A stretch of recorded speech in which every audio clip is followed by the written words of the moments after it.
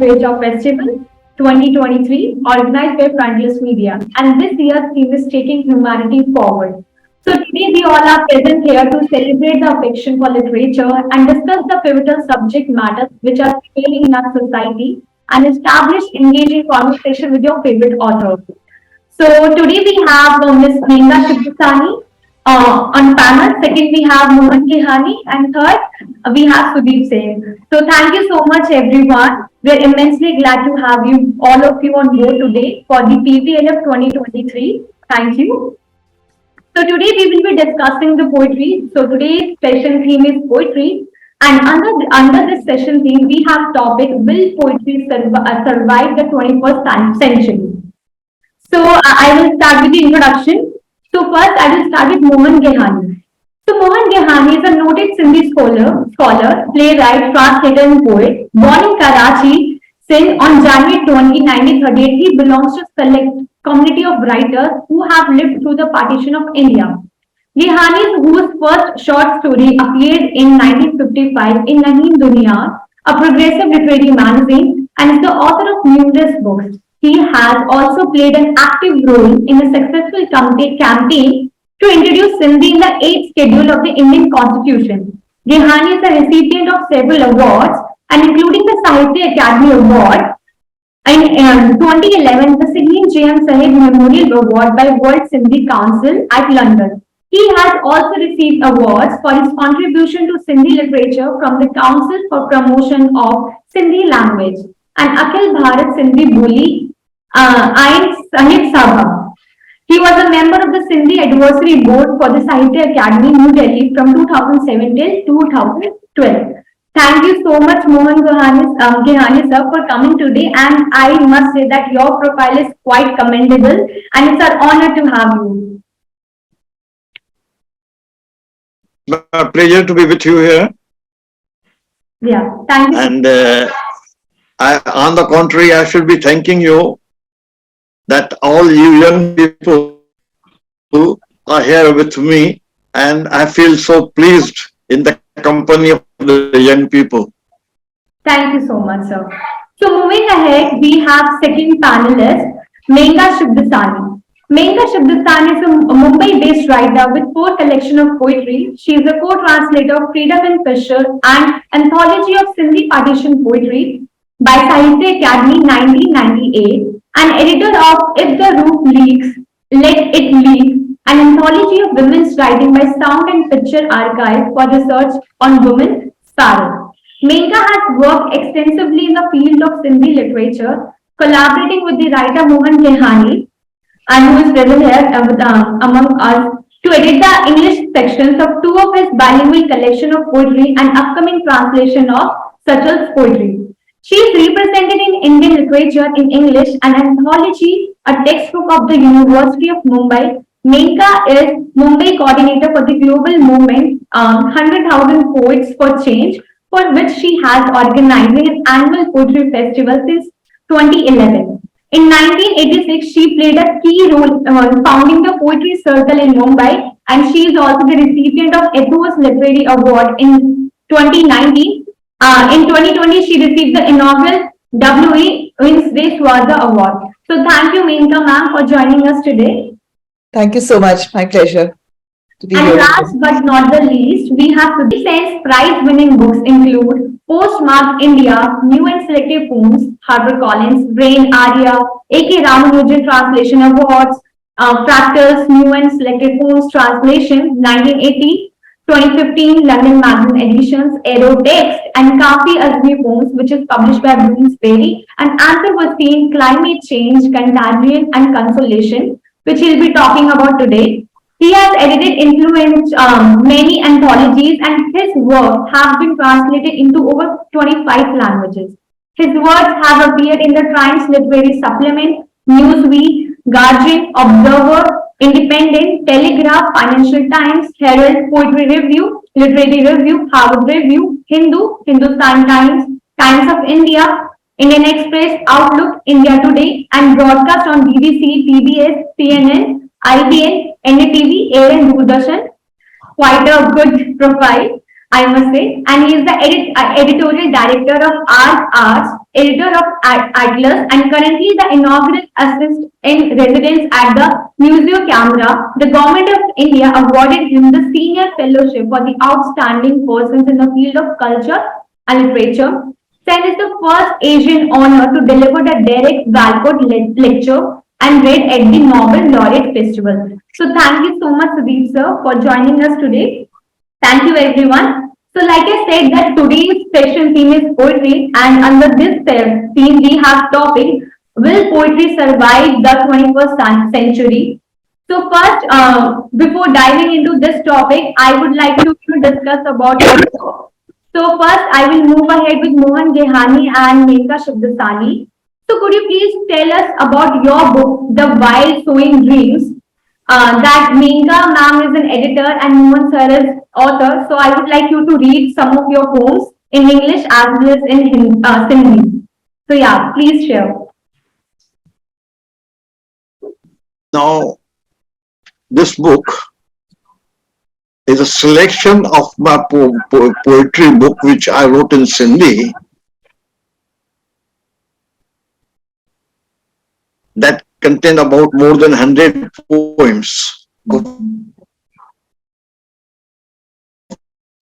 Of that, I selected 64 poems, translated into English, and Menka was gracious enough to put in a lot of effort in editing, refining, and making it presentable. This is actually the second book that we've done of his. In 2015, there was another book that we published under the title Brittle Eyes.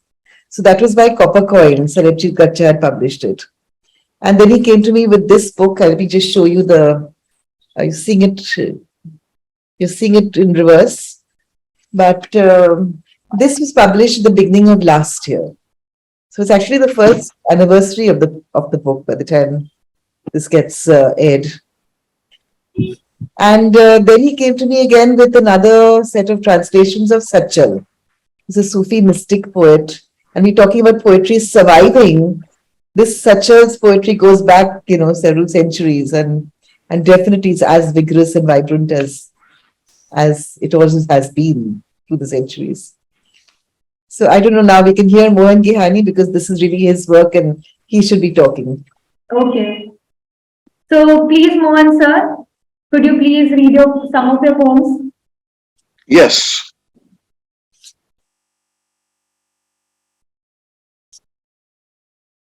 Because we are living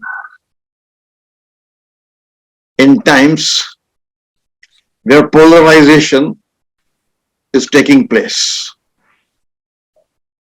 And where will this polarization take? I am on the other pole, and because the word connects,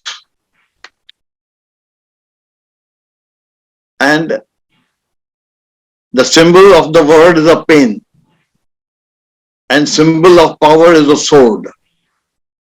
So the poetry and the political power, they work on two different planes. So it is about that. अज फैसले कुन मुकाबलो थी वने, अज फैसले कुन मुकाबलो थी वने, तू नफ़रत जा बिज पोख इंदर पीड़ुन खे उनते न पाए, तू नफ़रत जा बिज पोख इंदर पीड़ुन खे उनते खाजते न पाए, संदस दिलुन में रत बदरा नफ़रत वहंदी रहे, संदन दिलुन में रत बदरा नफ़रत वहंदी रहे, दिमाग ते जुनून स्वार हुजे, दहकाव जो तूफान बर्पा कर, संदन दिलुन में रत बदरा नफ़रत वहंदी रहे, दिमाग ते जुनून स्वार हुजे, दहकाव जो तूफान बर्पा कर, हथियार ऐं पत्थर खणी शहर जे गिटुन में निकिरी पओ, हथियार ऐं पत्थर खणी शहर जे गिटुन में निकिरी पओ, को बि वण ऊंचे घाट बीह न सघे, को बि वण ऊंचे घाट बीह न सघे, दहकाए जी बाह में नाज़ुक जज़्बा जली खाक थी वञे। ऊचे घाट को बि वण ऊचे घाट बि न सघे, दहका जी बाह में नाज़ुक जज़्बा जली ना खाक थियनि। मां हर नई सुबह जा उभरंदुसि, मां हर नई सुबह जा उभरंदुसि, ज़िंदगीअ जी करामत बणिजे। मां हर नई सुबह जा उभरंदुसि, ज़िंदगीअ जी करामत बणी, हिन धरतीअ जो गाह बणी, खंडरनि जे चीड़ुनि मां मुड़कंदड़ रंगीन गुल बणी, मां तोखे ललकारियां थो। मां हर नई सुबह जा उभरंदुसि, ज़िंदगीअ जी करामत बणी, हिन धरतीअ जो गाह बणी, खंडरनि जे चीड़ुनि मां मुड़कंदड़ रंगीन गुल बणी, मां तोखे ललकारियां थो। इहा जंग युगनि खां हलंदी आई आहे, इहा जंग युगनि खां हलंदी आई आहे। मां आदि काल खां तुंहिंजो मुखालिफ़ आहियां, मां आदि काल खां तुंहिंजो मुखालिफ़ आहियां, पर अॼु फ़ैसिलो थी वञे, अॼु फ़ैसिलो थी वञे। So this Thank is you. poem number 12 from the book. It's a bilingual book, so you can see the original Sindhi here, and this is the English translation. I'll just read it quickly for those who don't know Sindhi. Today, let there be a decisive war. You sow seeds of hatred. Nurture future generations on that staple diet. Let hatred flow in their veins in place of blood. Let frenzy ride their heads, unleash a storm of fear. Take stones and knives in hand. Take to streets of all habitats. Let no tall trees stand in the way. Let all delicate emotions be burnt. But I will rise like a miracle every morning with the rising sun as a symbol of life, as a blade of grass in the soil. I will smile like flowers from the crevices of crumbled walls. Yes, I challenge you. This war has been going on since ages. I am your eternal enemy. Let this war today be decisive. I Thank think you. one more poem. Yes, yeah, please.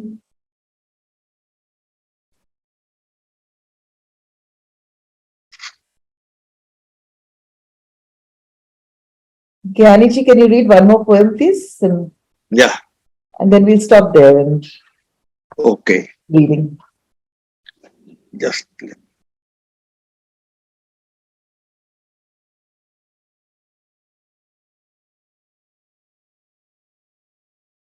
काल पोपट जा कविता कल्पना जी पकड़ में आई। काल पोपट जा कविता कल्पना जे पकड़ में आई। सोचुम सुभाणे कलम बंद कंदुसि, सोचुम सुभाणे कलम बंद कंदुसि। अॼु ज़हन खाली, अॼु ज़हन खाली। कंहिं विसरी वियल ख्वाब जा वरी कल्पना जे घोड़े जी डोड़। कंहिं विसरी वियल ख्वाब जा वरी कल्पना जे घोड़े जी डोड़। कंहिं किले जी ॻोल्हा में कंहिं क़ैद थियल शहज़ादीअ खे आज़ाद कराइण जो जतन। जीअं राकास बरर बाकास खे मारे कविता जे शहज़ादीअ।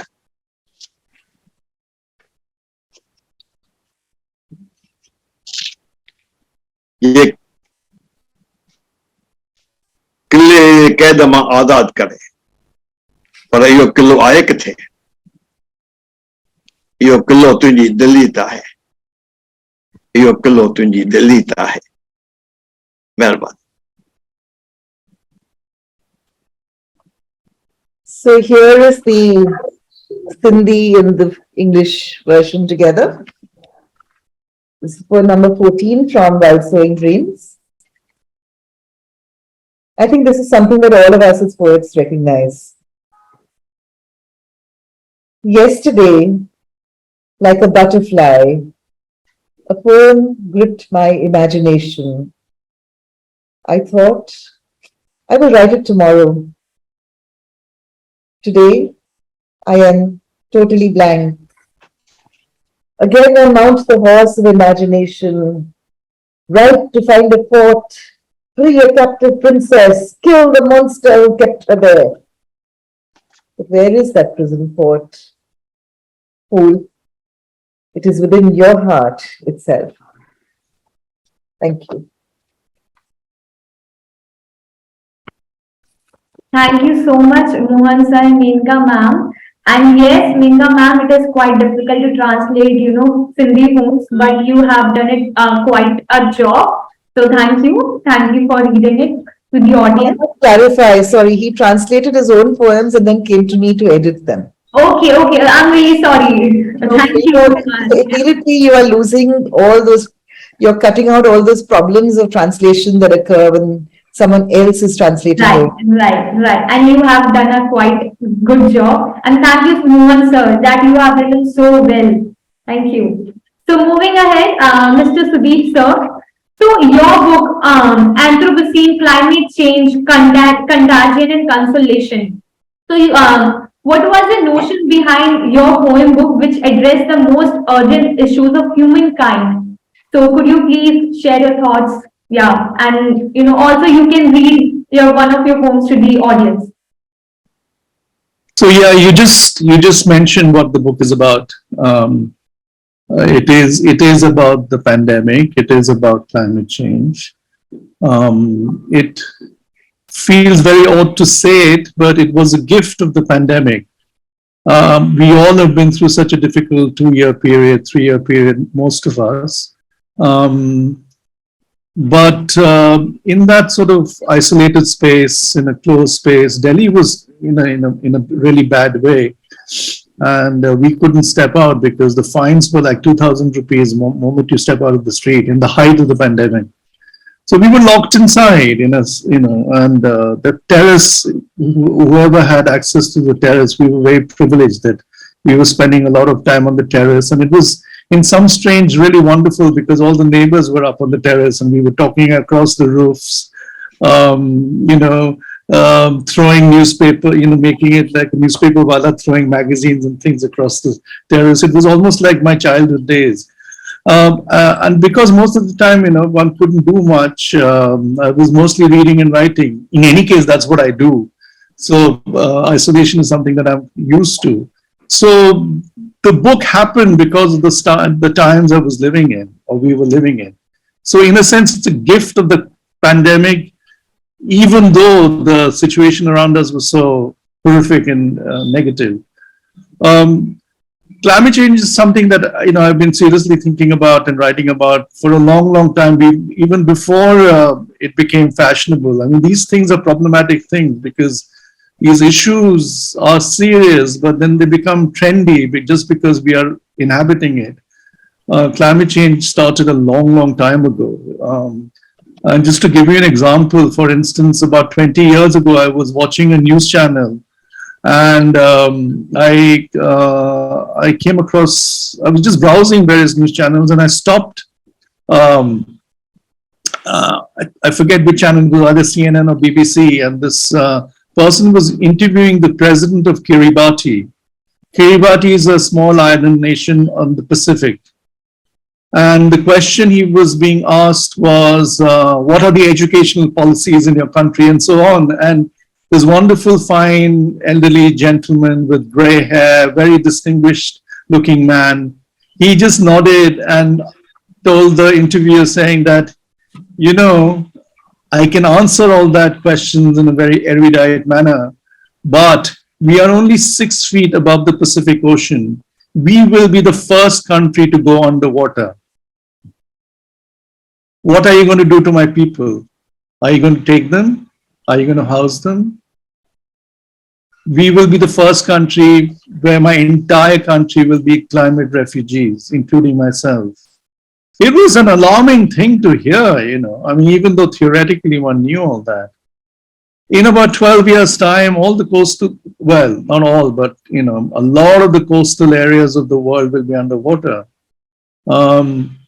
So, and this I'm talking about 20 years ago, this is, so So I've been sort of, writing and reading about it a lot. And the pandemic sort of made everything into a focus, because actually the pandemic is really a subset or part of the larger issue of climate change. So that's what the Anthropocene is about.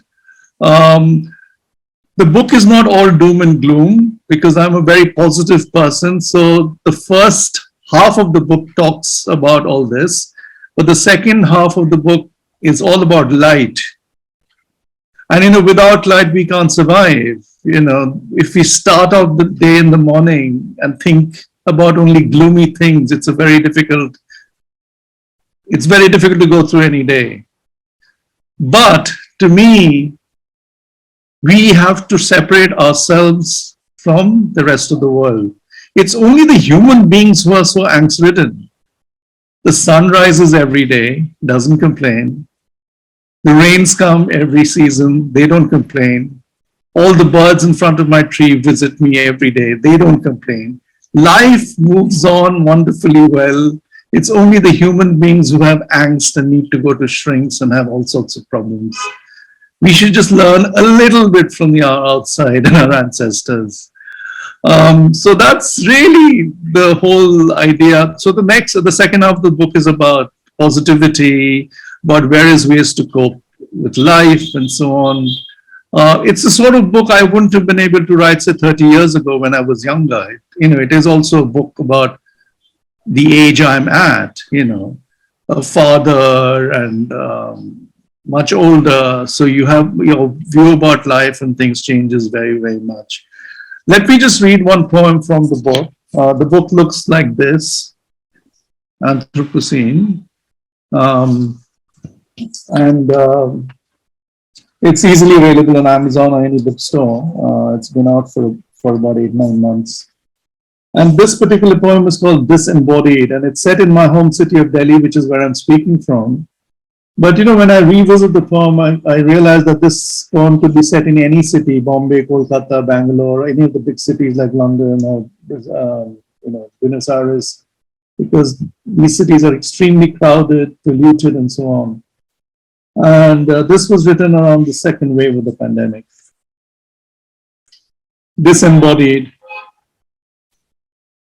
My body carved from abandoned bricks of a ruined temple, from minaret shards of an old mosque, from slate remnants of a medieval church apse, from soil tilled by my ancestors.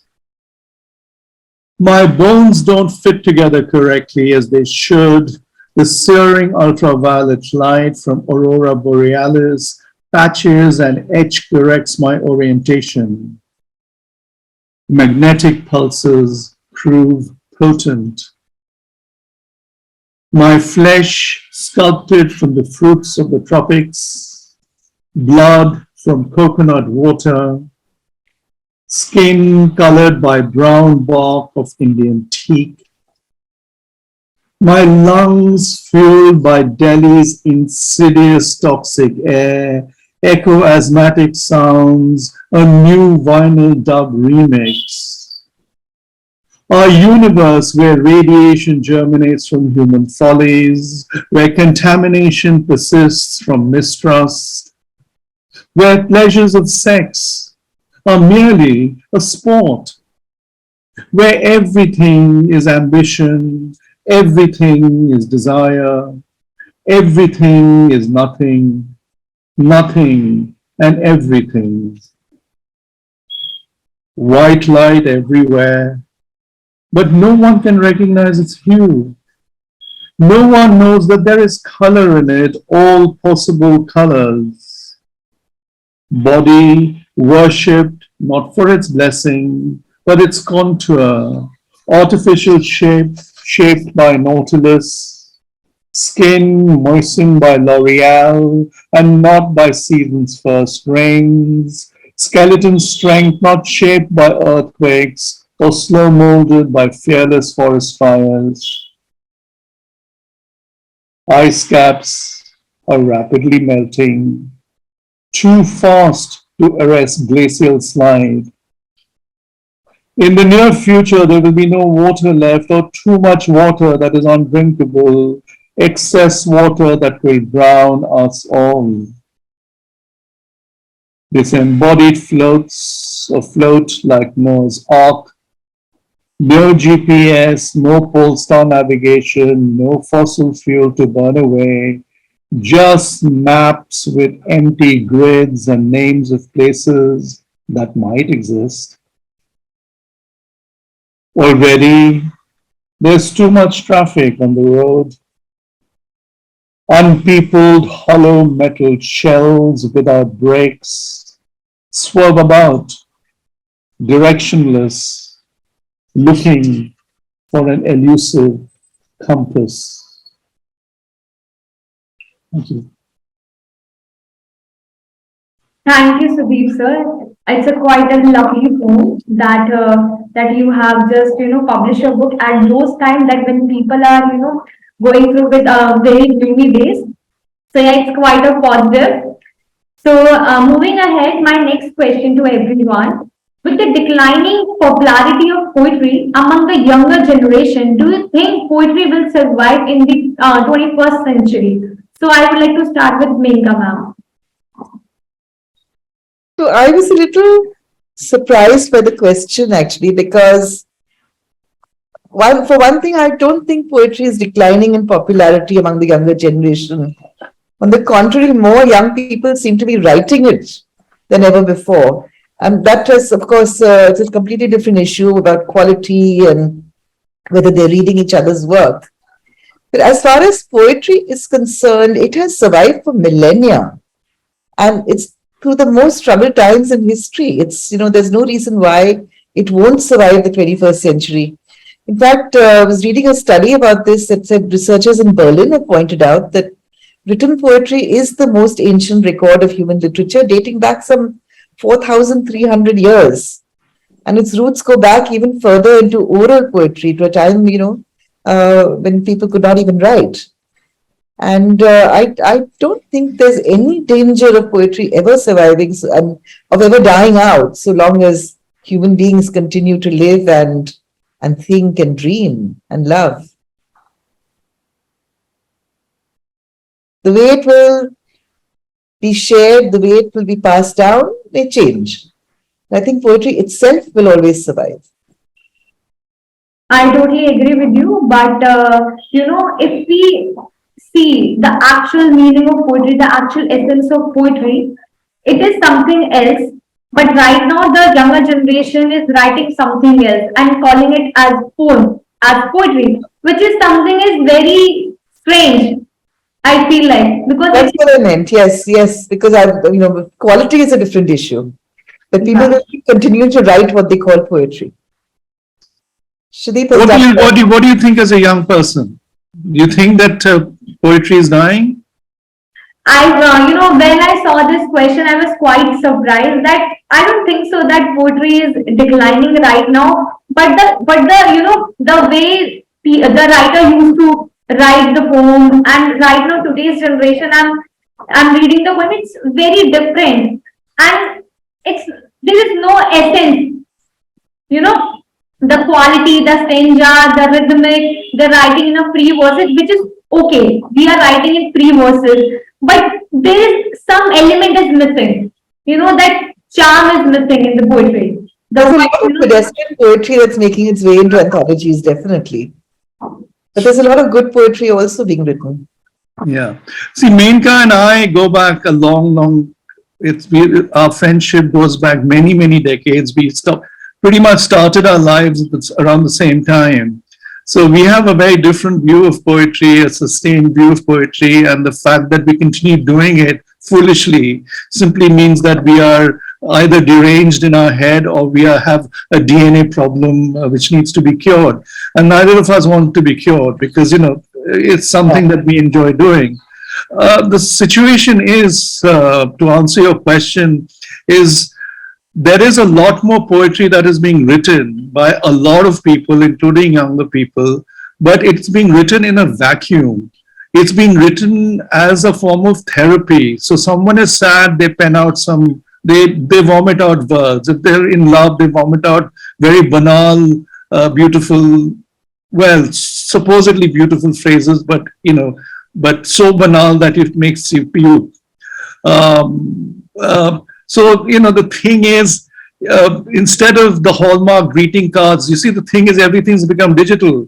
Before, at least you can blame the Hallmark greeting cards because they come with bad poetry, and you can send it and say, I didn't write it, I just picked the card and sent it to you.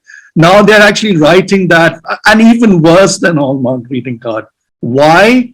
Because even though they sound extremely confident, their grammar is all over the place. Their depth of reading is almost shallow to nil. They don't even know who the contemporary poets in India are, let alone the generation before us and the history of Indian poetry. So Absolutely. it's a real problem. I'm in some sense a traditionalist. I've just finished editing an anthology which is out. It's called Converse. Menka is in it with many of her poems. And the entire philosophy of that anthology was the Guru Shishya Parampara. I wouldn't exist if the generation prior to me and the generation prior to me existed. It is not possible to live in a vacuum. So the first thing we need to acknowledge is our forefathers and foremothers. So the first person in the book is, they're all living poets in the book. So I have to say, preface that. So the dead poets are not in the book purely because the book was getting too voluminous. So I had to draw a line somewhere. So the oldest poet in the book is Jayanta Mahapatra, who's 97 at the moment, still writing, still editing probably the best poetry magazine in India called Chandrabhag. And the youngest poet is probably younger than you, or maybe your age, also writing seriously. She's published her first book of poems in London. And there's a 70, 80-year-old age gap between the person who starts the anthology and the last poet. So it's extremely vibrant. The problem is that many of the poets don't read each other.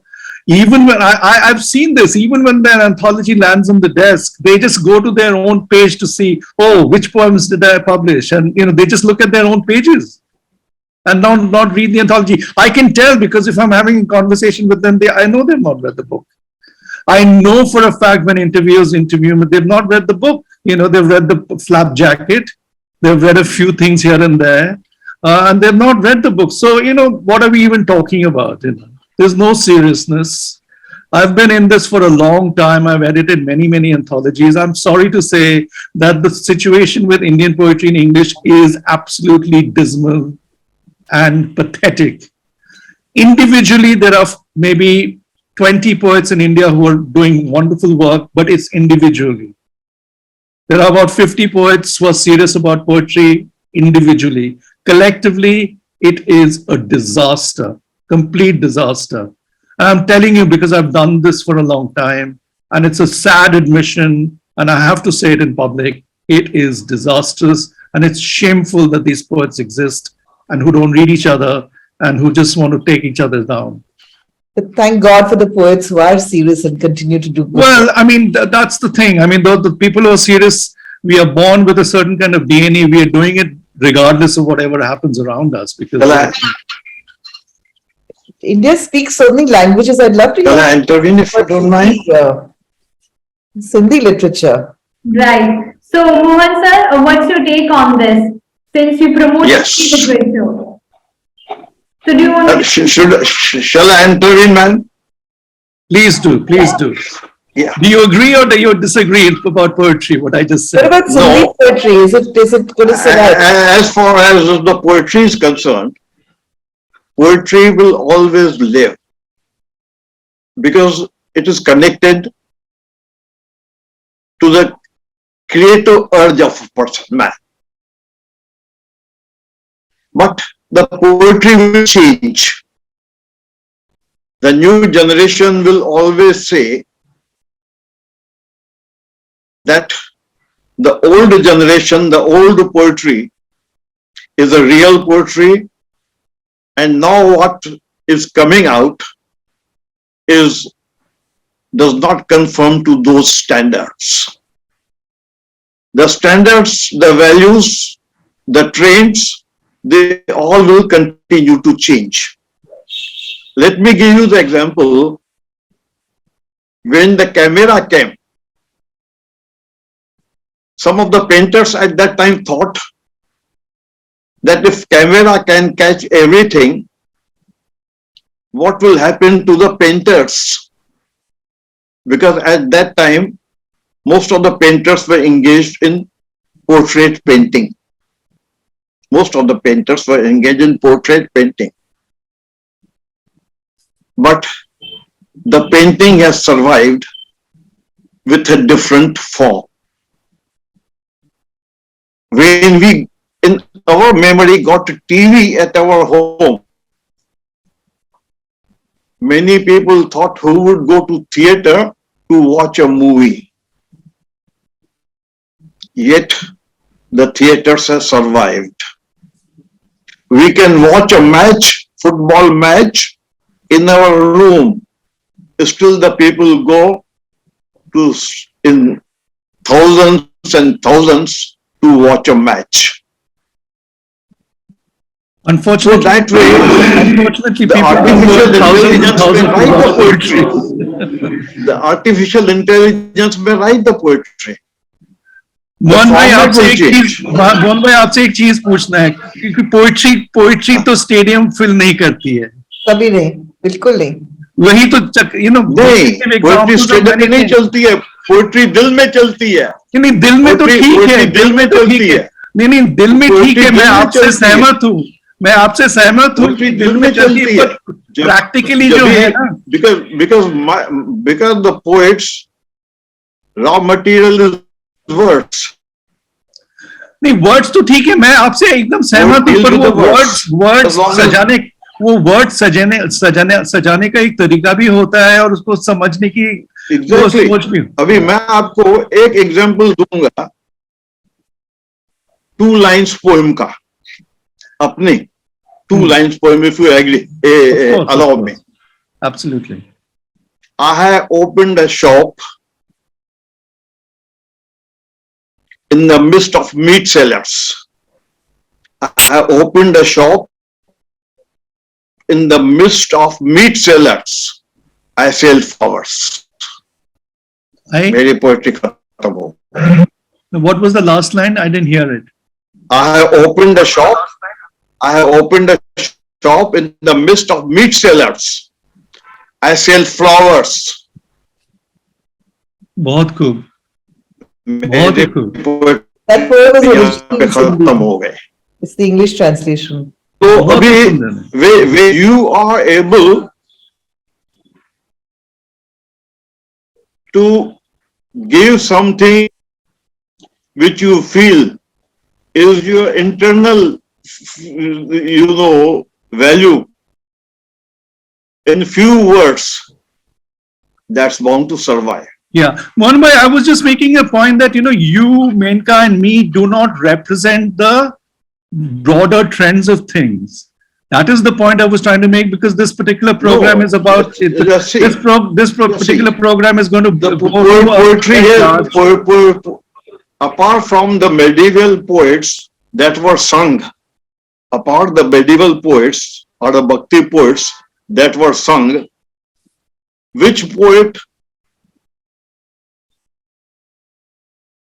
is of a concern to a salesman who's selling the electronic goods or who's selling the textiles? It is always particular people who are concerned with that particular discipline. They value the thing.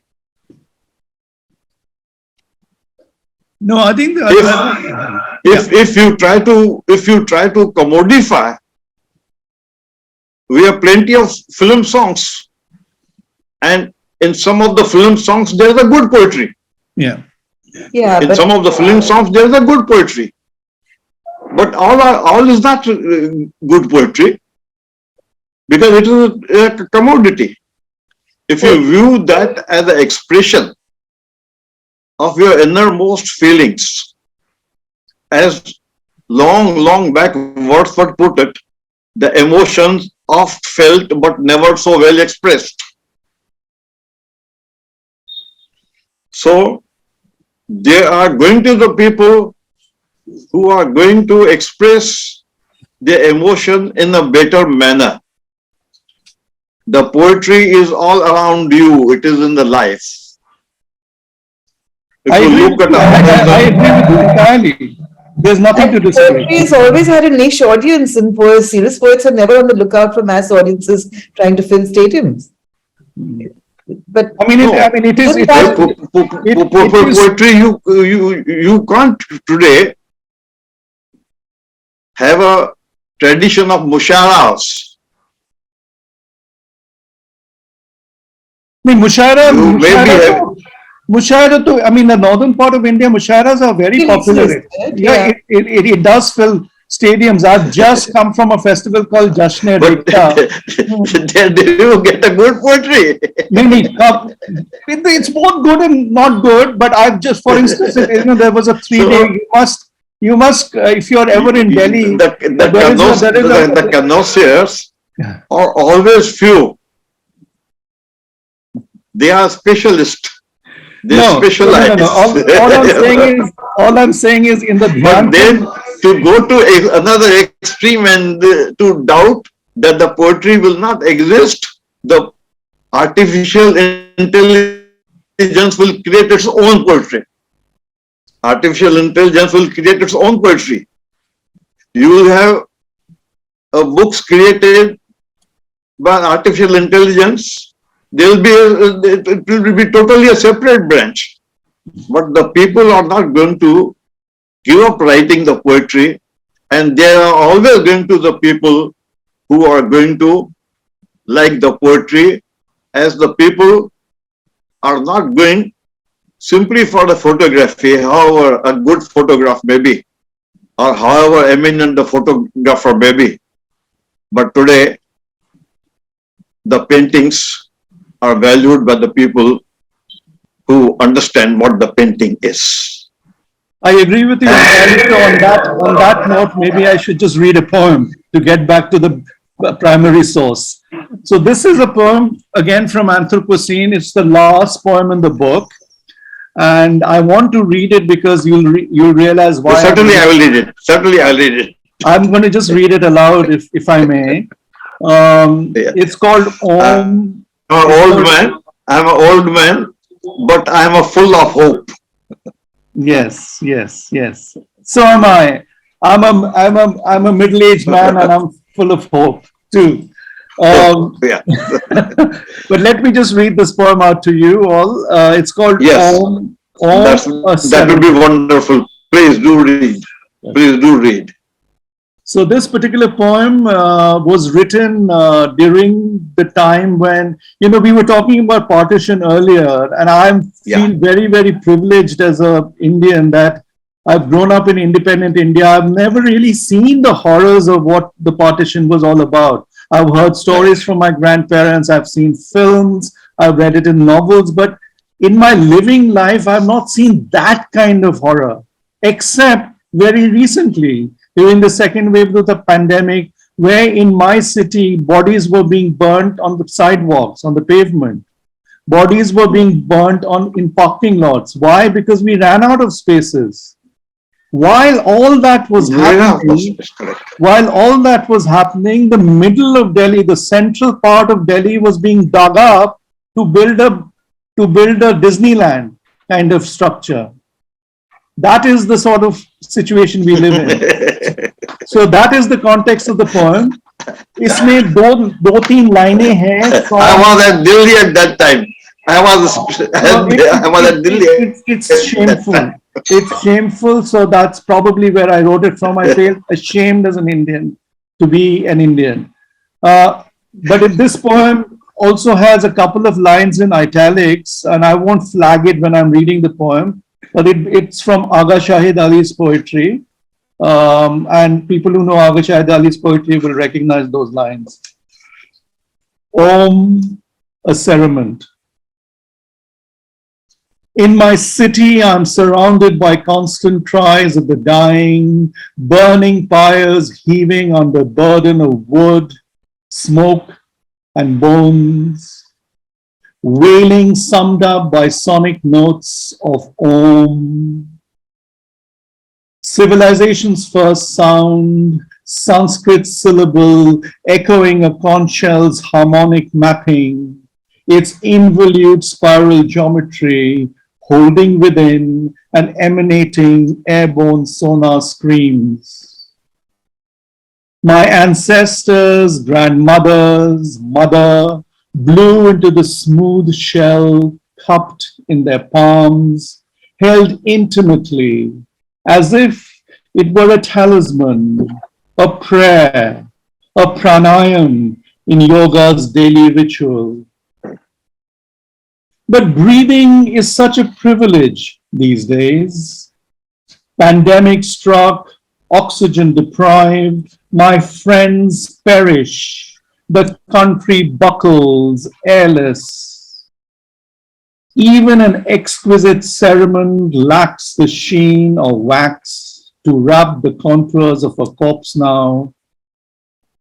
Each day as I write endless condolence notes, etching dirge-like couplets on gravestones, my city continues to be dug up, not to make space for burial sites, but for palaces of illusion, an architecture of frozen music, greed, calumny. A country without a government, a country without a post office, Shahid laments. Let me cry out in that void, say it as I can, I write on that void. Om celebration now, an unceasing requiem. Yet we chant in hope for peace. Om Shanti, Shanti, Shanti. Very powerful poem, no doubt. Thank you. And I would love to read it again. इसको आप सिंधी में translate कीजिए. I'll translate it. Certainly. It will be my pleasure. आपको भेजेंगे. It will be my pleasure. This is very prolific. You are speaking about the partition. And I'm speaking about something for which my head will be cut off very soon. yes, but I lived through partition. Yeah. I was 10 years old when the partition occurred. And at that age, you don't understand many things and understand, and yet you are not able to retain so many things. And most of my writing is the identity of my community, which does not own even an inch of land in this country. Like the poets. So, but then, when we feel that this technology is a bane, it is a boon also, because this technology does not recognize any borders. But losing Well, that land unless the powers to be cut off your connection and stop certain sites to visit, there is a lot of censorship in terms of what you can see and what you cannot see. For instance, Yes, because after all, everything is reduced to a commodity. Even the news is a commodity. Even the news is a commodity. Therefore, it may be difficult to break the walls. Yet the things do escape and break the walls and come to us. thank God for poets. We have now e-libraries. We have e-libraries. The books that I could not read being published in Sindhi, now I can read those books on e-library. I can access them. It's the poetry that escapes, and thank God for that. Thank God for that. The poetry that And escapes through all those. where there's a land, the poetry is intimately connected with the land. Because the land is a geographical position where a particular language is there. Nature has created the different territories for the language. Nature has created a different territory for the language. Political maps have been changing, but the linguistic map has always remained constant. And like umbilical cord, we all are connected to our languages. We all are connected to our languages. We are connected to our folk tales. We are connected to our traditions. So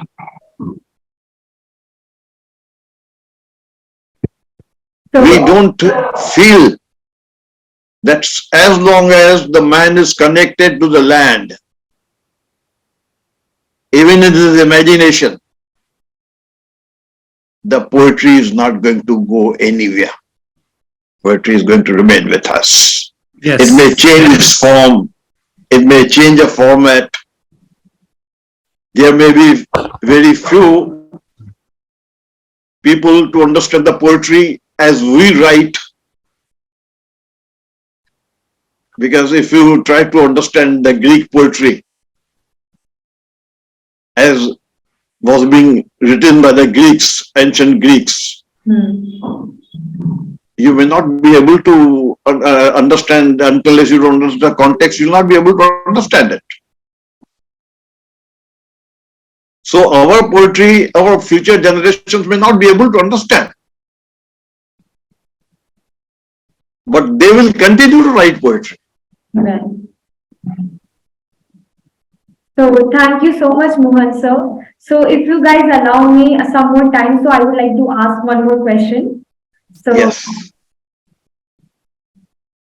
You have mentioned the poetry that 20th century when the modern poetry and So my next question is that what is the most significant difference between the early 20th century poetry and the contemporary poetry?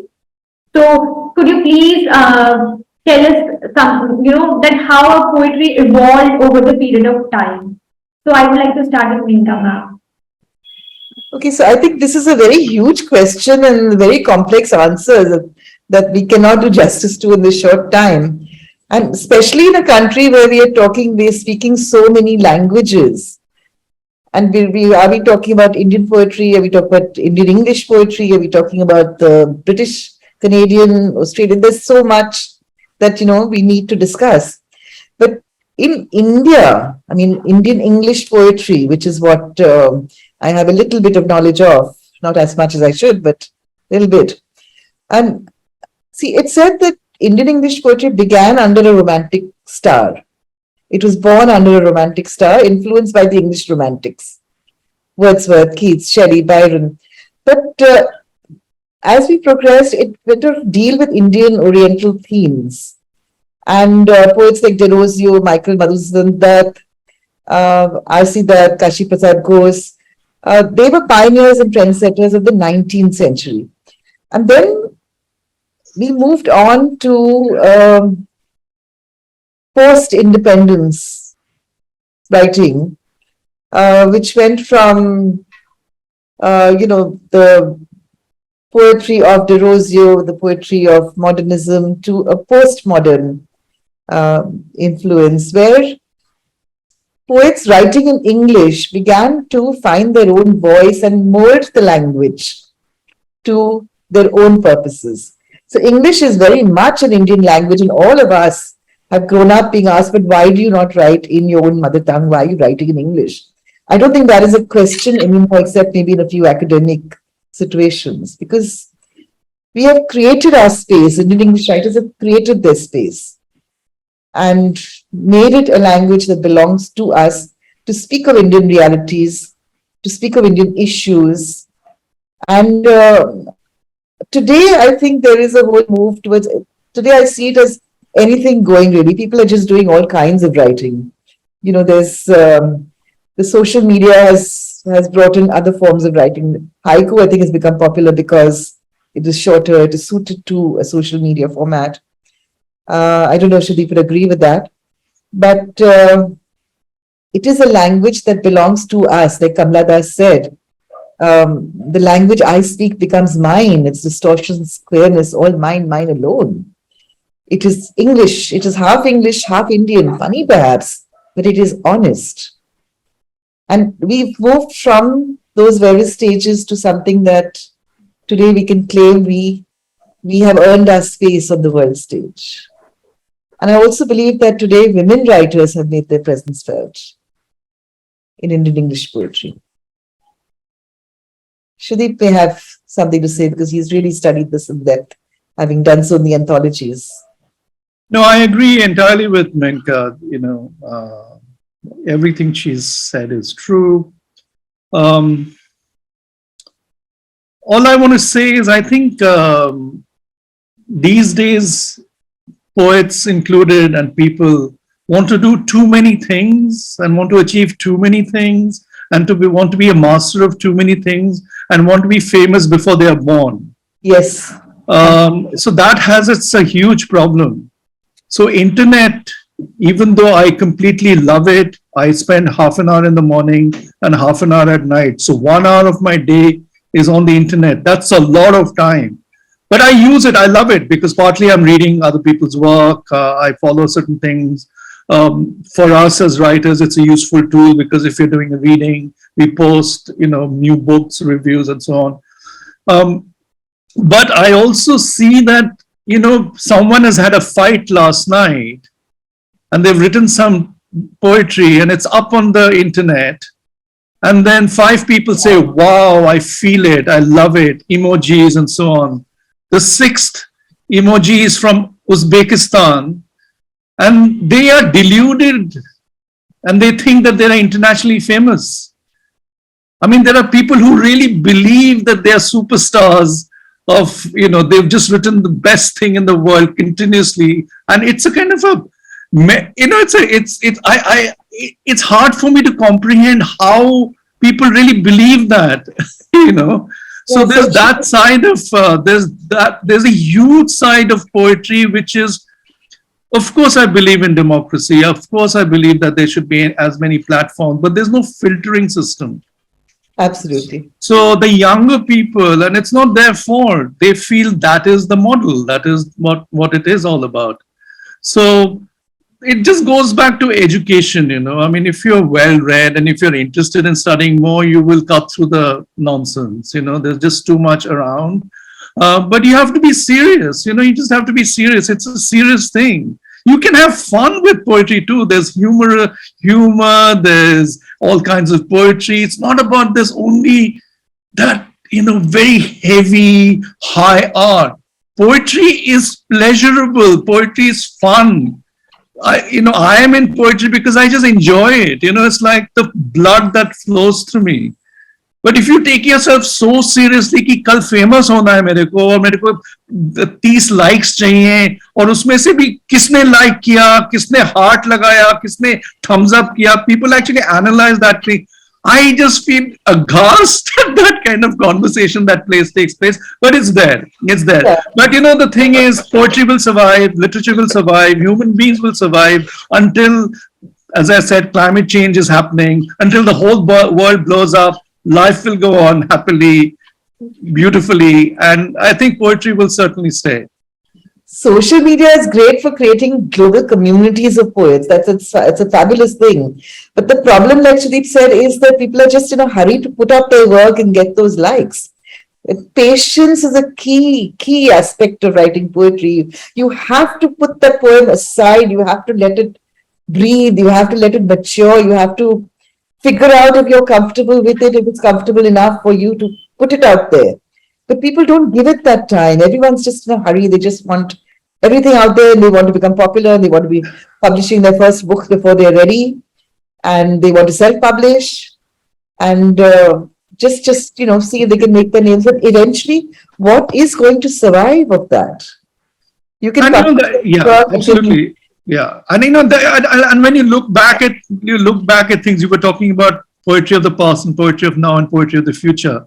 If you really analyze it, you can see which poets survive in every decade. I mean, even if you break the history of Indian poetry in packets of 10, 20 years, there are only about 10, 12 in those years which survive and which are well regarded. And it's a natural process because a lot of the others who are doing it for time pass. They'll do one or two slim books. I mean, if you're a serious writer, you do it because you don't have a choice, and over time, over age, you aggregate. So there will be a body of work which will be there, whether you're prolific or whether you're not prolific. There is a body of work, and once that is there, you know exactly who's surviving and who's not surviving. It's we don't have to think about those things if you're a real poet. Those things are meant for historians, for academics. But these days, many poets, mediocre poets, I might add, are thinking about the end result and what is happening to their profile and so on.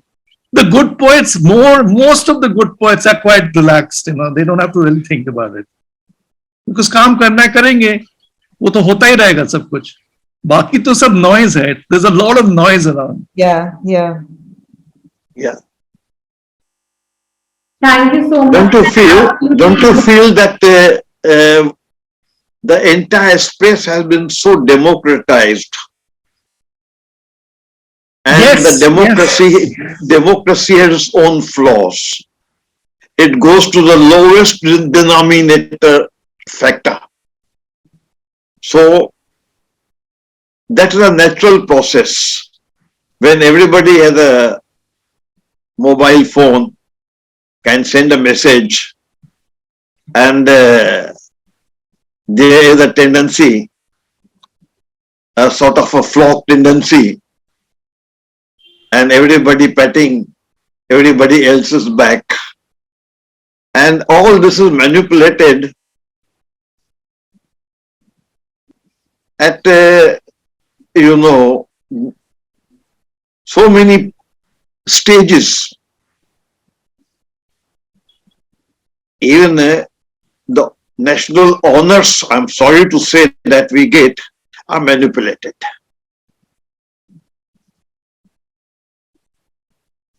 But it does not demean the honor itself. Some deserving people do get it, and some undeserving people also get it. So it is for the history to judge. Absolutely. That how much goes into historical dustbin and how much blooms in the garden. Absolutely, yeah. Contemporary, we cannot judge. There have been poets. That's precisely what we were saying. Problem with the many contemporary poets is they're judging each other within seconds and without having read it. And social media is so toxic that and all that. We are into instant culture, instant gratification, and instant disposal. Yes. Well said, yeah. Yeah. We are into that particular culture. That you need instant gratification, you need instant disposal. Some things are something. After 10 days, none of those who have said this is a great poetry will remember that. I remember them. Absolutely, yeah. जैसे आपको, So people have forgotten. People have forgotten how to remember. This process will go on. This process will go on. So people have forgotten how to even remember poetry. I mean, some of the poems I know by heart because they are just so dear to me. Think of the Bengali poet, say Jivananda Das, Chultar, Kobikar, Ondokar, Bidishar, Nisha, Bonolata Shen's. I'm just quoting one couplet. But now today who wants to load his memory? Everything is loaded in your computer or your mobile. वही तो problem है ना. You don't want even to remember the tables. Today you need a calculator to calculate what is 2 plus 2. Even if you have to calculate 2 plus 2, you will use a calculator. That's where we have reached.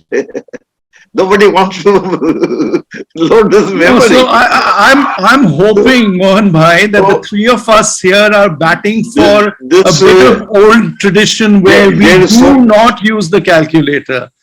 And maybe remember so Sindhi much- poetry by heart, and maybe so remember much Gyan wastage, Prabhat so by much heart. wastage is there in the nature itself. Hmm. You put 10 seeds in the soil, only one may sprout. 9 will remain dormant, or Thank they'll be God. destroyed. Thank God for that.